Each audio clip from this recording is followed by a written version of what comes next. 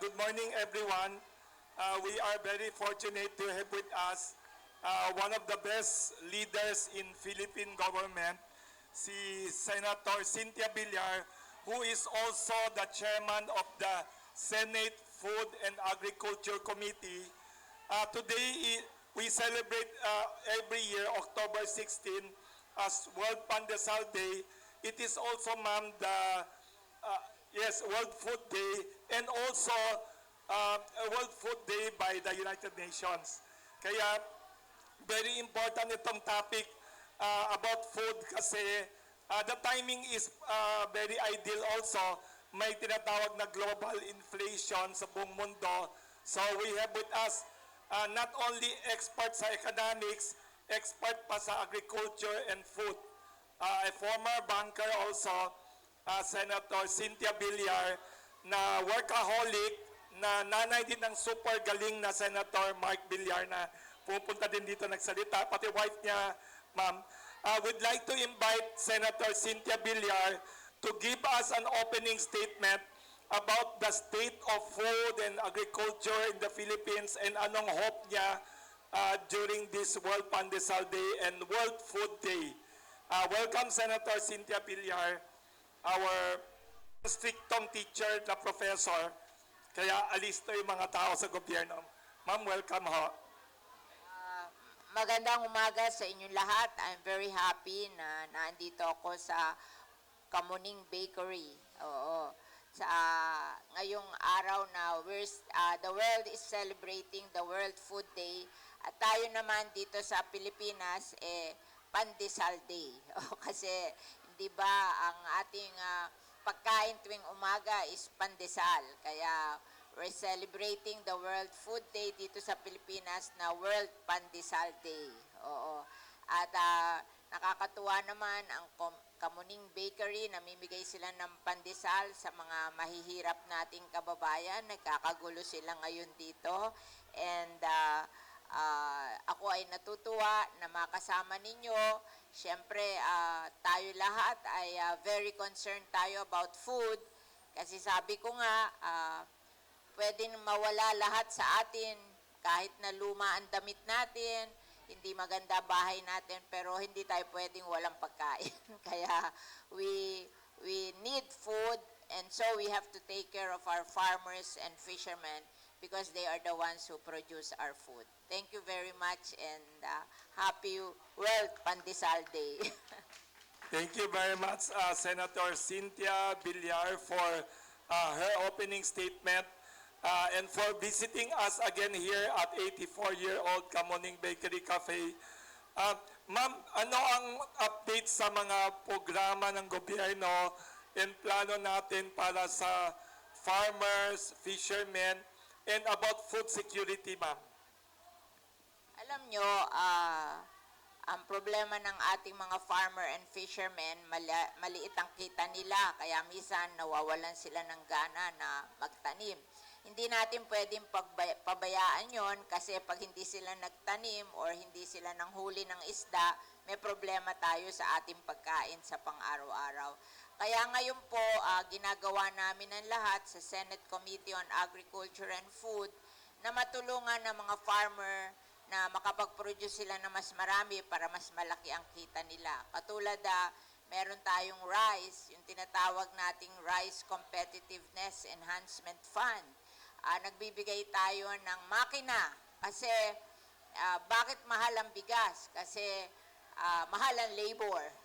So we have to mechanize. Oo. So ngayon, nung tayo yung rice tarification law, niliberalize natin ang importation ng rice, but yung they have to pay tariff. At lahat ng proceeds ng tariff ay gagamitin para tulungan ng small farmer. 10 billion sa tariff binibigay sa Rice Competitiveness Enhancement Fund, 5 billion para magbigay ng makina, para maging efficient yung pag-produce nila, gumagamit ng makina, mas mura ang labor. And then another 3 billion binibigay para mamigay ng inbred seeds na mas malaki ang productivity. We hope to raise yung production ng rice from 3.7 metric tons per hectare to 6 metric tons per hectare. Pag nagawa natin yon, rice sufficient na tayo, hindi na natin kailangan mag-import ng rice at mapababa natin ang presyo ng rice. Oo. Kaya iyon ang ginagawa ng Rice Competitiveness Enhancement Fund. Nagbigay din tayo ng pera sa Land Bank DBP para doon na lang uutang ang mga farmer, hindi sa 5-6. Kasi kawawa naman sila pag 5-6. Hindi nila kayang kitain yung 20% a day, 7,200% a year. Walang negosyong kumikita nun. Kaya doon na lang sila mangungutang sa Land Bank at DBP. 2% lang ang interest dahil libre naman yung perang binigay namin. Galing sa gobyerno yon, so parang service charge lang yung interest. And then nagbigay din kami sa TESDA at ATI para magturo sila ng mechanization kasi kahit mo bigyan ng makina o hindi alam paandarin ng makina at hindi alam i-maintain ng makina, may problema din yon. At saka tuturuan din sila how to produce yung inbred seed by themselves para in the future, hindi na sila bibigyan, they can produce it on their own. Yun yung developmental natin. At yun yung sumobra sa 10 billion na tariff, pamimigay din sa rice farmers owning 2 hectares and below, 5,000 a year. Oo, kaya lahat yun ibabalik sa ating mga rice farmers. Sa coconut naman, sumulat din tayo ng batas para sa coconut kasi nag-ruling ang Supreme Court na kanila na yung Coco Levy Fund. Oo. So, binayaran na ng San Miguel yung Coco Levy Fund ng 75 billion pesos. Diniposito sa Bureau of Treasury at ngayon ay nag-interest na ng 5 billion kaya 80 billion pesos na. Tutulungan ng mga coconut farmer, bibigyan sila ng seedlings, hybrid seedlings that can produce 140 nuts per year per tree instead nung present na luma nating coconut na 40 nuts per year per tree. So magti-triple na harvest nila, magti-triple na rin ang kita nila, tapos tuturuan sila na mag-intercropping. Hindi alam ng farmer na mas malaki yung kikitain nila sa pagtatanim sa ilalim ng coconut tree kesa sa coconut. Ang pwede nilang itanim doon coffee, cacao, at pwede silang mag-alaga ng dairy at they hope to earn 10,000 a month doon. So, that will bring the income of the farmers to 15,000 a month, which is minimum wage. Oo. So, hindi na sila mahirap. Minimum wage earner na sila. Oo. And then, bibigyan din sila ng processing equipment para pag binabarat sila ng trader, ipoprocess nila yung product nila at ipagbibili nilang process, yung mga co-op nila. At saka bibigyan din sila ng scholarship, yung mga anak nila sa college. Yun naman mga farmer, bibigyan ng scholarship para mag-aral sa TESDA.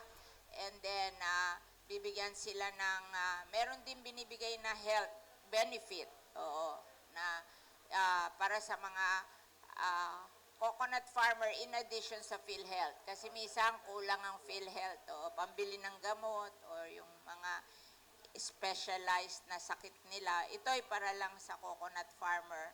At marami pang iba like 10 para magpagawa ng mga farm to mill road, binigyan din ng pera ang DPWH para mas madali nila i-transport yung mga product nila. Iyon. So, yan ang mga pinasa namin batas and hopefully ipapasa namin yung anti-agricultural economic sabotage law against smuggler, cartel, profiteer, and hoarder. Yon. Ipapasa namin ngayong taon yon. Ano yun certified bill ng presidente. Iyon lang. Congratulations, Senator, for all the reforms na ginagawa. May tanong pakilala nyo sarili mo kay Senator. Ma'am Cynthia, Big Suminta, Cogna 25. Ma'am, being the chairperson of the Senate Committee on Agriculture and Foods, can we get your reaction regarding the action of the President signing Executive Order number 44, Food stamp yata. establishing the permanent food stamp program. Food stamp. Siyempre, ang presidente, kasi may mga findings na maraming nagugutom, so nagagawa sila ng programa na para mag-provide ng emergency food assistance sa mga ating mga mahihirap na kababayan. Siyempre, lahat ng yan ay maganda para sa ating mga kababayan. Another question, ma'am. Last week, the President asked the House of Representatives, particularly the 33 congressmen in National Capital Region, to help the government in coordination with the DSWD para mamahagi ng libreng bigas. What about in the Senate? Did the President ask the Senate to help the President in distributing free rice for the poorest of the poor? Kasi kami naman po sa Senado, talaga nagdi-distribute kami ng rice kahit na hindi sinasabi ng presidente. Basta ho, katulad ko, pag nagka-calamity, bumibili po ako sa NFA. Kasi they have, what do you call this, mga bodega all over the Philippines. So, dito kami nagbabayad sa Maynila, pero yung bigas dinadala doon sa mga calamity-stricken area. So, kahit na hindi kami utusan ng President, namimigay po kami. Pag may nasunugan kami sa mga bayan namin, namimigay kami ng bigas. Kung hindi man bigas, other na pagkain, or minsan financial assistance, combination. One last question, Madam Senator. Can you update us regarding doon sa pending bill ninyo ngayon, doon sa anti-agricultural smuggling, kasi sa House okay na, and they are waiting for the Senate version. What is the status of the bill? Tapos ko na pong i-defend sa Senado, period of amendment na lang po, iniintay namin yung minority kasi very supportive naman ng minority. Gusto lang nila na make sure na hindi ma-declare na unconstitutional yung mga provision namin kung paano kakasuhan, kung paano huhulihin, ganon. Kasi medyo aggressive kami doon kasi gusto namin talaga maparusahan yung mga loko. Nire-review lang ni Senator Coco yung mga provision para hindi kami ma-declare na unconstitutional. Pagkatapos, pasa na po. Kasi sila na lang ang iniintay namin na i-defend ko na po. Nasagot ko na lahat ng questions sa Senado. Nasa period of amendment kami. And this is a certified bill. Kaya pag natapos yung period of amendment, automatic na yung first, second reading pasa na agad. Kasi certified bill by the President. Thank you very much, Madam Senator. Thank you, Vic. Thank you very much. Pakilala mo sarili mo kayo. Hi, good morning, Senator. Thank Maricel you. from Radyo Pilipinas. So, Senator, within this year, ay may assurance na po tayo na mapapasa na, mapapanagot na yung mga smugglers. And also, babala po natin since malapit na nga mapasa itong anti-agriculture smuggling bill po. Actually, nakapagpasa na kami ng anti-agricultural smuggling noong 2016. But unfortunately, walang naparusahan, kaya medyo nalungkot kami, kaya binago namin, mahigpit pa namin, at in-include din namin ang cartel, hoarding, and profiteering, hindi na lang smuggling. Kaya yung 4 crimes na yon, punishable by life imprisonment at no bail. So pag naparilan ka ng case, nasa prison ka habang hine-heard ang iyong case. Para kung hindi man sila maparusahan, at least nakatikim na silang makulong. No bill. Thank you. Yes. Unbailable ang crime. Question nyo sa sinasabi nilang may SWS survey yata ilang months ago na yun there are how many percent hunger in the country up to now, and sa buong mundo, di lang sa Pilipinas. Anong hope ninyo to solve the age-old problem? Hindi pa tayo pinanganak, may problema na sa kagutuman, ma'am. Ako po, as a personal advocacy ko, namimigay po ako ng seeds. At saka fertilizer. Lugar niya, ma'am, di Oo, ba? ang May farm. aming fertilizer nanggagaling sa kitchen and garden waste. Galing. Compost. Oo. Galing. So marami po kaming fertilizer sa Las Piñas because we have 89 composting machine processing 89, wow. kasi ang ating kitchen and garden waste that can be turned into organic fertilizer is 50% of the Ah, waste. wow. Kaya we produce 89 tons a month. Are you Ng- in Las Piñas, you produce fertilizers? Wow, kasi mahal ang And, imported. Oo, mahal. And then at the same time, namimigay po ako ng seeds para yung ating mga kababayan, magtanim na lang sila sa bakuran nila. Para hindi magutom. Para Yes. hindi magutom.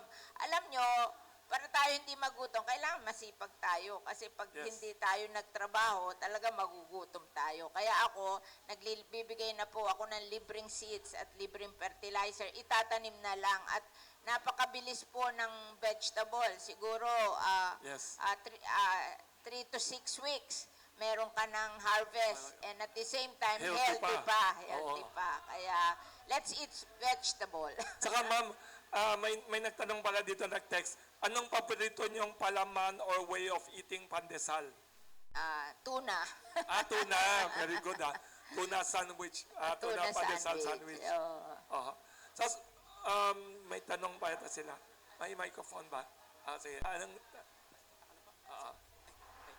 Good morning po, Madam Senator. My name is Jay Mante of DCMS Media. Isang question lang po. Ano po ang vision ninyo for the next 3 to 5 years or 10 years para lahat ng mga Pilipino ay magkaroon ng pagkain sa bawat pinggan nila, sa bawat mesa nila, sa bawat hapagkainan nila sa buong Pilipinas po? Yes. Kasi ang vision ko, maging self-sufficient tayo sa rice, di ba? Food security. Oo, kasi Yes. with our program, yung Rice Competitiveness Enhancement Fund, sabi po ng PhilRice, Yes. basta nakaproduce tayo ng 6 metric tons per hectare, Yes. that is, we are sufficient in rice. Kasi ngayon, yung pinanggalingan natin, 3.7. So, ngayon tayo 4.6 na. Oo, nag-improve na tayo. Pero ang aim talaga is 6 metric tons per hectare. Pag from 3.7 to 6 metric tons per hectare, that is 62%. Ang shortage lang yes. natin 15. So we're rice sufficient, and then pwede pa tayo mag-export. Kaya yun ang pangarap ko, yun ang pangarap namin ng PhilRice. And at the same time, sa PhilMech naman, gusto namin mag-mechanize sila para mura. Kasi pag hindi tayo mechanize, mahal. yes. Oo, para Walang mura mangyayari. ang production cost. Oo. Tapos namimigay din kami ng composting machine para hindi na sila bibili Yes. ng fertilizer. Oo. At nagtuturo naman ng gobyerno, ngayon namimigay ng seeds, pero tinuturuan sila how to produce their own seeds para self-sufficient tayo in 5 to 10 years. Yun ang pangarap natin sa Pilipinas. Saka ma'am, may sinaming tao na tuwa, actually, yung mga nag-iisip na tao, na many people eat too much rice every day na hindi healthy, ma'am. Kasi may, Vegetable naman. Oho. Alam niyo- Haluan natin ng vegetable. yes, vegetable and fruits, mas maganda daw Oo, vegetable. Vegetable. Oo. Aha. Yes. Ay, may tanong pa si Vic. Madam Senator, samantalahin ko na dahil nandito kayo. yes.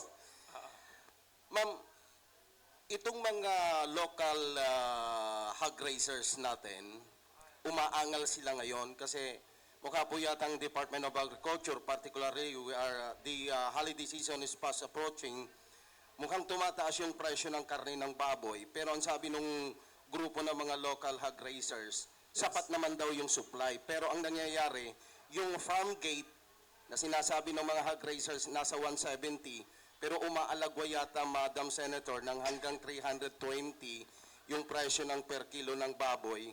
At gusto ng Department of Agriculture through Bureau of Animal Industry na umangkat tayo uli ng karne ng baboy. So what is your take regarding this issue, Madam Senator? Definitely yung mga chicken poultry raiser, sabi nila malaki ang production natin ng poultry kasi hindi naman masyadong tinamaan ng sakit eh. So talagang ayaw nilang magpa-import ng poultry kasi we have enough. Oo. And then yung hog raisers, siguro naka-recover na sila, marami na ring naka-recover sa ASF kaya hindi na siguro dati kasi gawa nung ASF, bumagsak ang production natin ng hogs. Pero ngayon ay lumalakas na uli kasi na-overcome natin yung ASF. And in connection with that, dahil sa takot natin sa ASF, ang Bureau of, rather, ang Department of Agriculture, nagbibuild kami ng 3 first border facilities para ma-prevent yung pagpasok ng sakit sa ating bansa. Nagbibuild kami isa sa Bulacan, isa sa Cebu, isa sa Davao. And then, yan ang pipigil. Lahat ng first border facility may laboratory. Kaya itetest lahat yung pumapasok to make sure na wala silang dalang sakit dito sa Pilipinas. Kaya nag-groundbreaking na kami sa Bulacan. Susunod na ang Cebu at saka Mindanao. Okay, one last. Ma'am, concentrated masyado ang gobyerno sa mga magsasaka. What about the fisher ports? Kasi yung problema natin sa West Philippine Sea, mukha yatang problemado yung mga kababayan nating mangingisda because of the intense monitoring there regarding Chinese activities. Anong maitutulong natin sa mga mangingisda, Madam Senator? Actually, sa fishing, nagbago na ang profile natin. Dati, 70% is wild catch, yung galing sa ocean. 30% aquaculture. Ngayon po, 52% na ang aquaculture at 48% na lang ang wild catch. And in fact, ang pinakamalaking problema sa wild catch ay yung napupunta yung mga plastic sa ocean. Kinakain ng isda, Sobrang tapos dami daw. namamatay ang isda. Ay. Kaya pollution din ang problema, hindi West Philippine Seas Ay, lang, o nabasa- pollution. Ma'am, sabi ng Greenpeace, tayo ang top 3 o top 1 Top 3, sa... top 3. Oo, sa plastic Number 1 ang pollution. China, number Yes. 2 Indonesia, number 3 ang Philippines. Ay, nako, Oo, top 3 kaya tayo. Tayo ngayon, pinasa ko na yung Extended Producers Responsibility Act sa Committee on Environment and Natural Yes, Resources, mandating companies with assets of 100 million Yes. to recycle their plastic waste even dapat. after selling. Yes, maganda, Oo, maganda. after selling, they have to retrieve and recycle their plastic waste. Ako nga sa Very Las good. Piñas, ginagawa kong school chairs, yung what's of kayo, plastic. oo, school chairs. Pinamimigay ko sa mga schools. Aha. Kaya, ang one problem ng fishing is yung plastic waste sa ocean na kinakain na isda, namamatay Yes. ang isda. Kaya ngayon, pinasana namin yung Extended Producers Responsibility na mga kumpanya that they recycle their waste. And talagang Very good, ha? pinopromote natin ngayon ang aquaculture kasi talagang bumababa ang huli Yes, ho, sa yes, ho. ocean. Kaya tayo nag-a-aquaculture na. So magandang balita, aquaculture ang ho. Ma'am, may tanong din dito ho.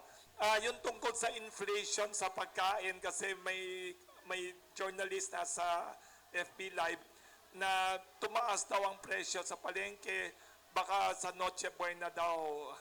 Alam nyo, yung pagtaas ng presyo, hindi founded sa halaga ng bigas or Yes. halaga ng production. Kasi itong ating mga trader, babaratin ng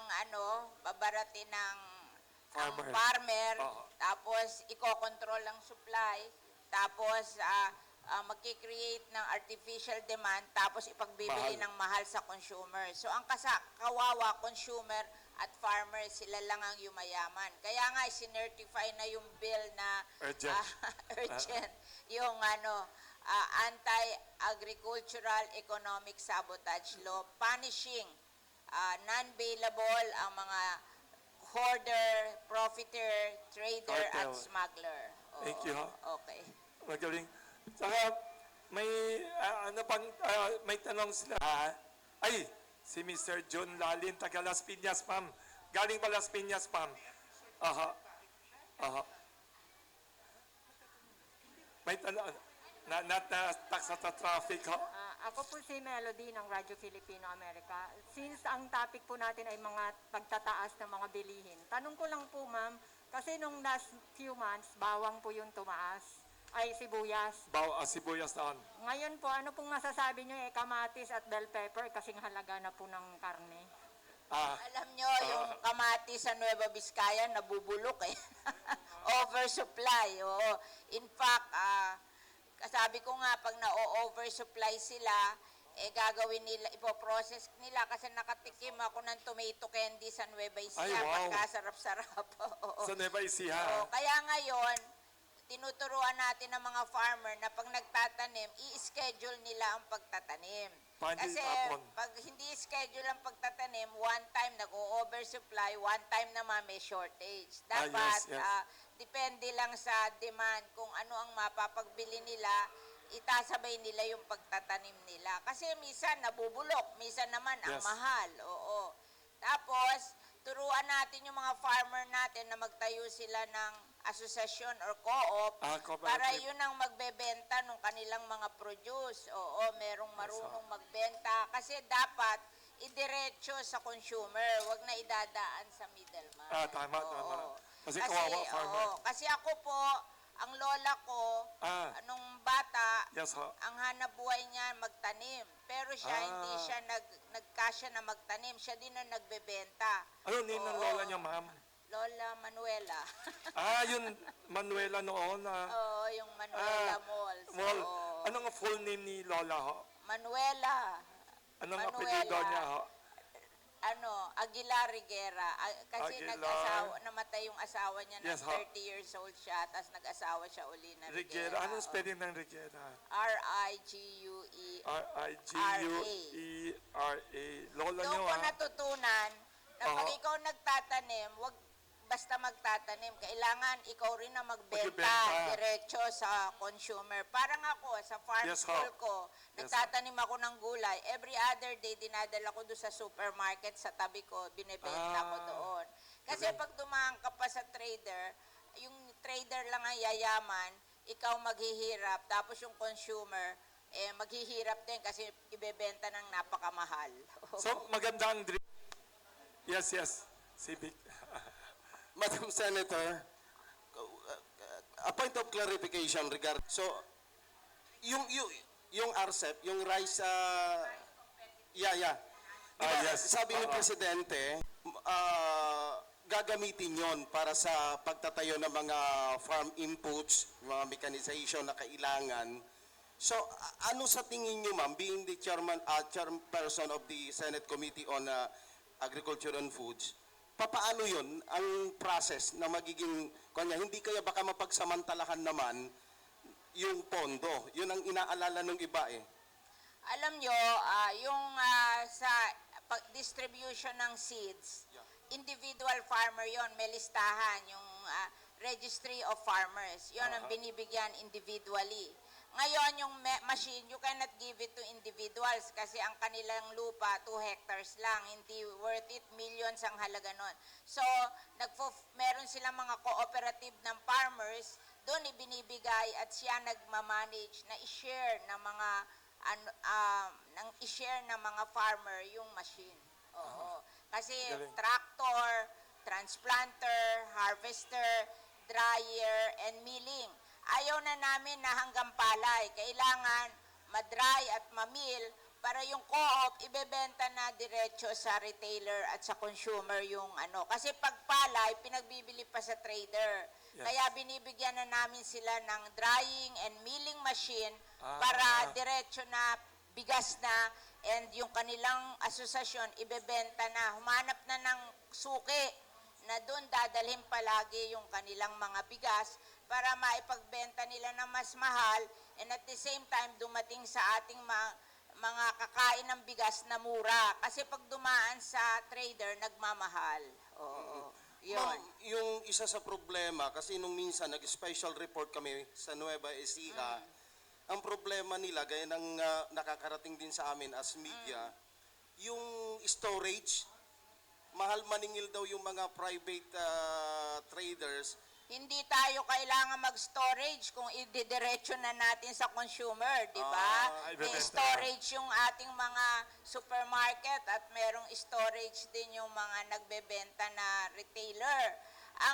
At saka nagbibigay din ng storage ang gobyerno sa mga cooperative ng farmer. Ang problema, yung mga cooperative ng farmer, pinauupahan sa trader, hindi pinagagamit do sa mga farmer nila. Kaya nilagay ko po do sa anti-agricultural Sabotage. economic sabotage law ang ang co-op na binigyan ng gobyerno ng warehouse, tapos pinaupahan niya, Krimen.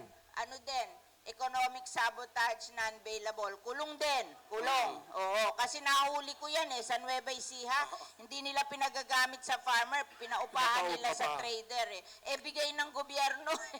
Oo. Yun. Pag ginawa nila yon, kulong din Unfair. sila. Oo. One last na lang, ha?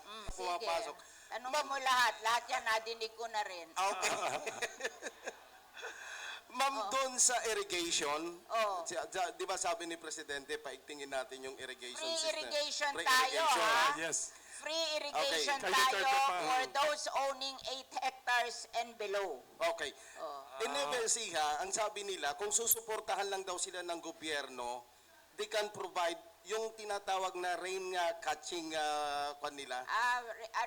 Rain harvesting. Yung, Okay. yung Ang nakaka-avail lang nun, Madam Senator, medyo yung may kaya doon. Hindi. Pero yung mga small farmers daw, na di cannot afford para magpahukay, Magpapahukay ang gobyerno. I see. Okay. Sabihin nila, sumulat sila sa akin, pahuhukayan ko sila. Ay, maganda. Maganda. Good news. Good news yan. Mas mura yun Mura Oo, yun good news. di ba? Oo. Huhukay ka lang ng balon. Oo, para- Tapos doon manggagaling ang tubig mo. Mura lang yun. Mahal nga ang dam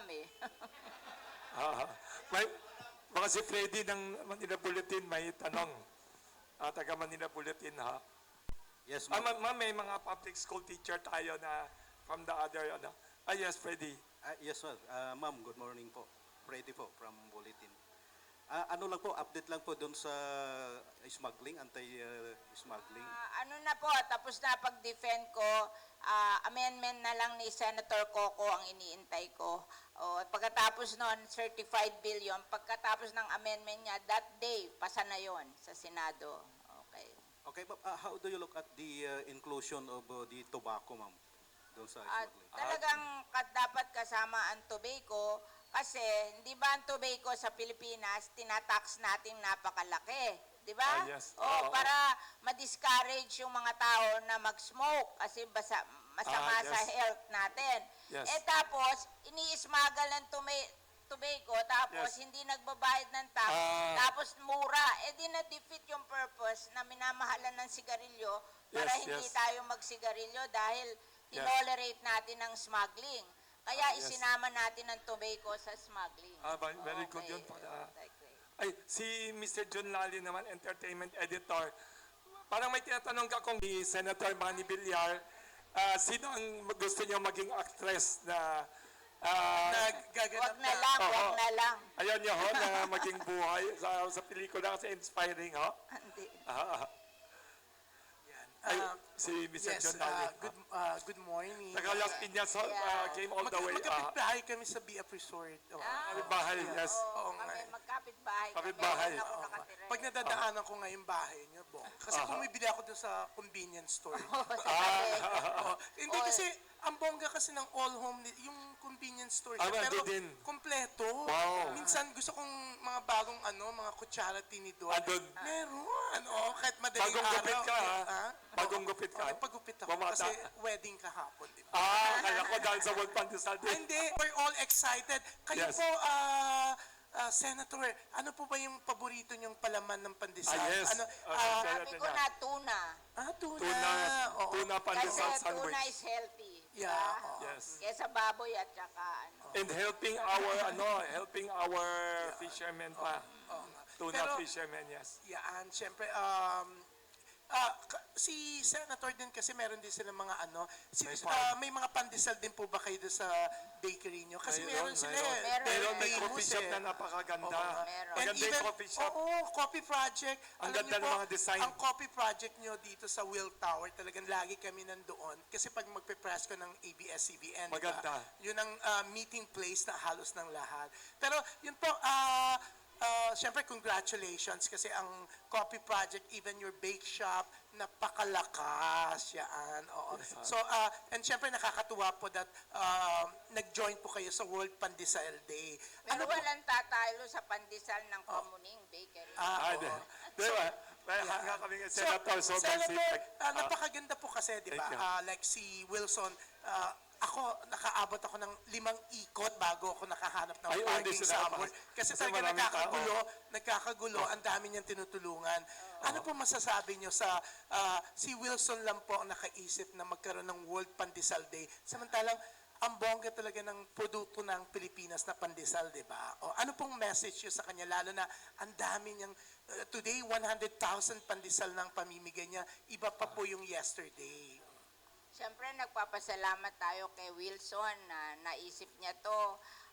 Alam mo naman, lahat ng Pilipino mahilig sa pandesal. Yes, ha? Kaya nagkakagulo sila dito. Tayo lahat mahilig tayo sa pandesal. At sana wag niya itong taon-taon gagawin niya to para to celebrate yung ating pandesal. Kasi talagang iyan ay identified sa mga Filipino, ang pandesal. Tayo lang ang mayroon. Pero sa coffee project po, tsaka Dirjo, may mga... May pandesal din. Mayroon.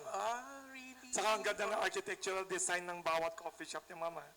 Yung Oo. coffee project, we're very proud that it was voted as the 40th most Instagrammable Ang ganda. in the world. 40th lang The po. only In the one world. from the Philippines. O dapat mas mataas pa kasi talagang even sa kahit yung mga Dirjo, yung sa mga river drive po, Drive, di ba? yeah, oh, yeah. Talagang puntahan siya. Ako, I really enjoy going to Dirjo Coffee Project. Nililibot ko po yung sa mga river drive sa Las Piñas, di ba? Kasi very pleasant. It's inside the farm. Yeah. Parang inside the tourist farm. farm. Parang Wow. tourist farm. Oo. Saka, Kasi ma'am- may farm school ako doon eh. Yes po, oo nga. Ma'am, sabi din ni John kanina nung wala pa kayo, sabi niya, hanga maraming tao sa mga anak ninyong tatlo. Each one of them, matino, walang spoiled brat. Anong ginawa ni Senator Cynthia Villar, kasi nanay kayo, and tatay si Senator Manny, sa raising of 3 kids, bakit napakabait, napakasipag ng 3 anak, despite your being from a well-off family? Kasi naisip ko, ang pinakamagandang ipamamana ko sa mga anak ko, education. Kasi ang dami naman pinamanahan ng pera dyan, inubos lang yung Yes, pera. oo nga. Whereas yung education, pag nasa mind mo, hindi mawawala yon. It's always there. Kaya ako, tinipid ko lahat ang mga anak ko sa ibang bagay, but never in education. So nung Kasi- bata, hindi yun Hindi sila spoiled. spoiled. Hindi sila lahat ang gusto bibigay niyo. Kaya pala, down to earth nila, no? Oo. Hindi pwede. Kuripot ang nanay, kuripot din ang Kayo ho? tatay. Kayo ho? So magandang advice yan sa mga magulang, kahit na may kaya, huwag ibigay lahat, huwag i-spoil ang mga anak para maging Mark and Camille Pagkagastahan Villar. ng pag-aaral. Kasi yun ang very important. Pag maganda ang pinag-aralan, malayo ang mararating ng mga anak natin. Pero ang maganda po, no, kahit aminado kayong kuripot po kayo ni Senator Oo nga. Manny, Galing. in fairness, isa kayo o dalawa kayo mag-asawa, even sila Mark, sila Camille, sobrang matulungin po.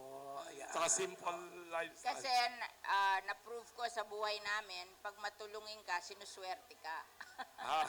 Walang negosyong nalulugi pag mabait ka sa tao. Galing ha. Ma'am, may isang tanong pa pala ibang media.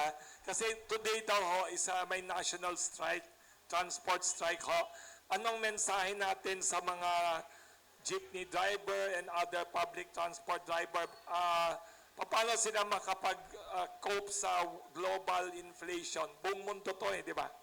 Bigay naman ng gobyerno ng subsidy, di ba? Yes ho. Oo, kasi binabalanse din ng gobyerno na hindi naman pwedeng increase yung fare ng napakataas kasi Yes. mag-a-add sa inflation. Oo. Tapos yung mga ordinaryong taong sumasakay, mahihirapan din sila.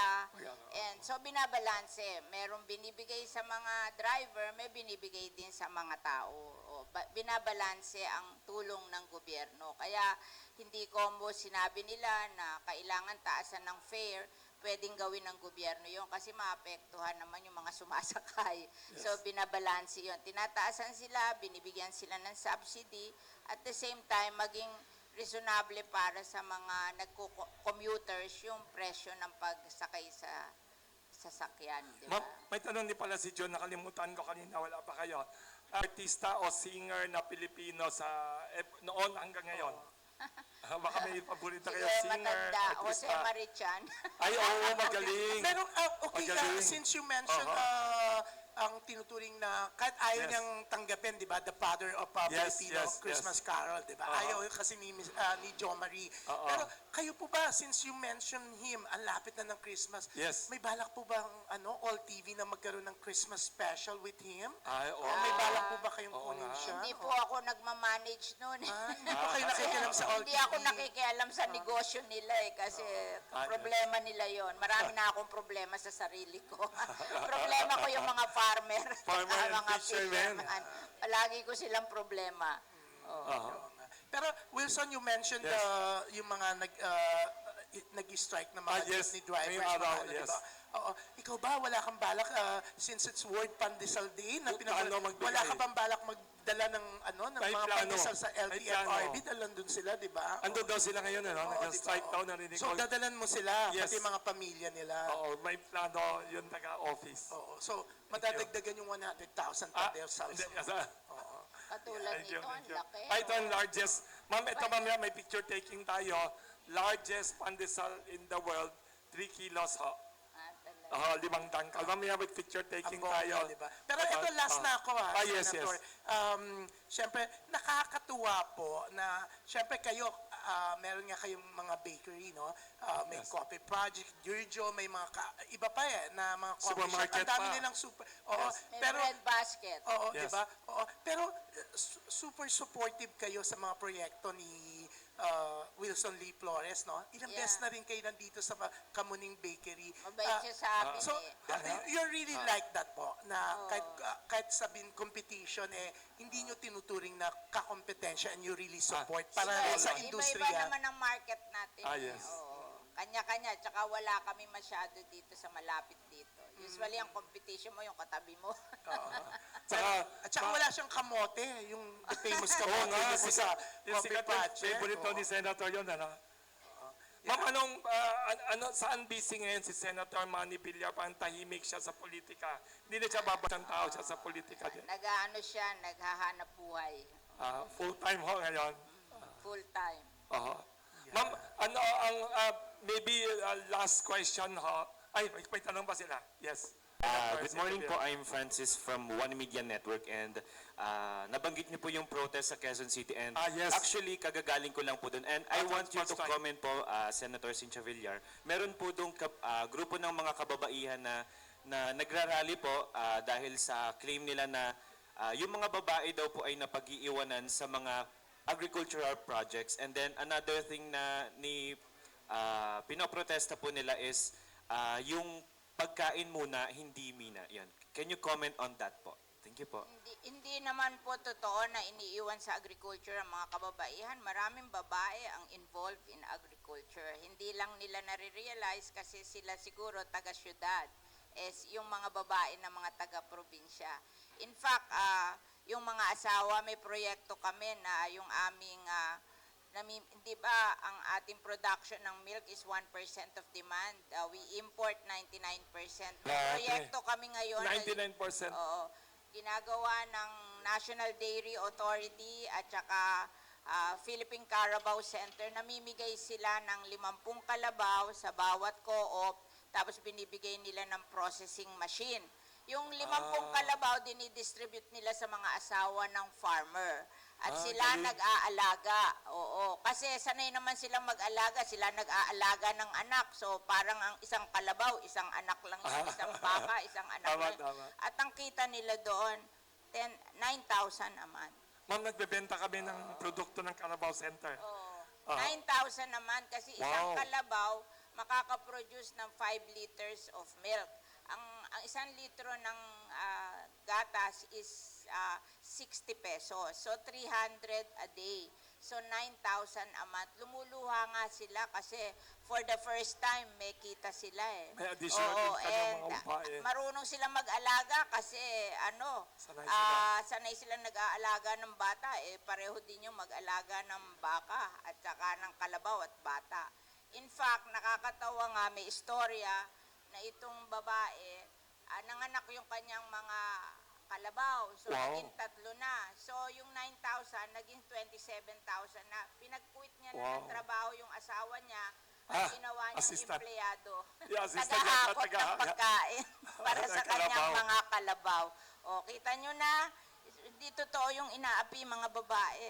Kailangan lang masisipag ang mga babae na magtatrabaho para may sariling kita. Okay. Thank you. Yes. Alam, may follow-up pa po. Yes, yes. Kasi it's for the sake of the farmers po, which is Yes. recently may inauguration po ng World Poultry Farm na Yes. inaugurate ni PBBM. Do you think meron po bang banta or maagrabyado po ba yung mga local farmers since industrialized po yung katulad po na poultry farm na it won't need so much manpower po. Ayun po. Ang maganda, katulad niyang Bounty, San Miguel, may contract grower sila. Hindi naman sila lahat yes, ang nag-grow ng kanilang poultry. Katulad kahapon, kausap ko si Mrs. Gonzales, yung dating asawa ng ating Secretary of Justice, Raul yes, Gonzales. yes. May siyam siya na poultry farm at siya ang Wow. biggest contract grower ng Bounty at saka San Miguel. Kaya, Wow. ibig sabihin, hindi naman yung isabihin mo ang nagpo-produce yung mga may processing, hindi. Pinako-contract grower din nila sa mga farmer. O kasi mahirap ding mag-alaga eh. Iba, may personalized Yes, attention yan eh. livestock. Kaya gusto nila may contract grower sila nagpo-produce tapos sila lang ang processor. Oo. Okay po, thank you po. Thank you. Ay, may tanong si... Magandang umaga po, Senador Ma'am. Jimmy Mendoza ng Desire Sunshine Radio. Ma'am, tanong ko lang po yung unang project nyo, yung water lily. Nagpapatuloy pa ba ito? Kasi Ay, maganda yan. marami pong nabigyan ng trabaho rito dun sa lugar ng Las Piñas, sa mga depressed area. Kasi yung water lily, hindi naman binibili, kinukuha na lang sa ilog. Ito ba yung nagpapatuloy? Kasi hindi ko na po naririnig In fact, wala nang water lily sa Las Piñas, sa Manila, sa Laguna Lake kami nakuha ngayon ng ubos water na. lily. Naubos na namin yung Las Piñas kasi ginagawa namin basket. Kasi hindi ba yung mga supermarket, pag Christmas, meron silang gift basket. So, Yes. hindi namin kayang gawin before Christmas, kaya the whole year round nagagawa kami ng basket para gagamitin ng supermarket sa Christmas. So, ma'am, meron ng yung produkto na yon, meron ng mga nasa market na Opo. nabibili. Sa magkanong halaga, ma'am? Depende sa size. Sasabihin nila sa amin ng size, syempre mas maliit, mas mura, mas malaki, mas mahal. Pero meron na kaming suki na doon namin binibenta. Kaya tuloy-tuloy kami. And kung halimbawa may mga kilala kayo na may river na hindi marunong, sabihin nyo lang sa akin, patuturuan ko, papupuntahan ko. Maraming salamat, ma'am. Kay Wilson. yes. Direct ang tanong sa iyo kasi yes. sa tagal ko na nagko-cover First dito. time ako tinanong. Sa tagal ko na Yes. nagko-cover sa forum mo, Yes. hindi pa rin maayos-ayos to. Tapos Ay, maganda tanong mo. pag umuulan, inaanggihan Oo nga, oo tayo. nga. Oo nga. Pag tag-init, katulad si Ma'am Cynthia, Oo nga. medyo pinagpawisan, Wala pang mainit aircon. eh. Oo nga. Hanggang kailan, puro... Thank you. Pero sinasabi mo, di malapit na, matatapos na yung taon eh. Thank you sa tanong na yan. Kasi noon, may tatlong magkapatid nagbenta dito sa akin noon. Yun isa natira sa gitna, 30%. Ayaw pa niya maglabas ng pera. Nakiusap siya na wag ko daw bilisan yung pag-ayos kasi baka may dilute yung 30% niya. Tapos nagka-pandemic pa. Ngayon, binenta na niya yung 30%. Pagkatapos ng World Pandesal Day, October 23 naka-schedule, umpisa na yung renovation ng bubong. Tapos susunod magre-renovate yung coffee shop. Magkakaroon na tayo ng aircon area, katulad noon. Magandang tanong, thank you. Maraming salamat. Bago mag-summer, para pag naimbita ulit si Senator, tsaka anak nila, tsaka ma'am, pati daughter, ma'am, alam niyo yung daughter-in-law ninyong matalino, asawa ni Mark, nung birth anniversary ni General Aglipa, yung senator, hindi senator, yung revolutionary, in-invite namin siya magsalita dito. Ma'am, baka may mensahe kayo ulit para sa World Pandesal Day for everybody. Lahat ng panadero sa Pilipinas, libo-libo yata mga panaderya, and also World Food Day. Anong dream nyo for the Philippines and for the country sa World Food Day and World Pandesal Day? On the occasion of the World Food Day, gusto ko yung pangarap natin na maging self-sufficient tayo sa pagkain, self-sufficient sa murang pagkain. Yes. Hindi naman baka self-sufficient, mahal naman. Hindi. Self-sufficient na murang pagkain. Yan ang pangarap natin para sa lahat ng Pilipino. Yes. Yan. Thank And you. message for World Food Day naman sa lahat ng panadero and for all people who love pandesal. Kami ay very proud sa inyo. Alam namin na mahirap yan trabaho nyo. Ako Yes. nga, hindi ako marunong mag-bake eh. Pero we appreciate you very much kasi kung wala yung mga panadero, wala tayong kakainin na masarap na mga bread. Oo, kaya congratulations sa inyo. Sana ipagpatuloy nyo yung inyong trabaho para makatulong kayo sa ating mga kababayan na makakain ng masasarap na bread dito sa Pilipinas.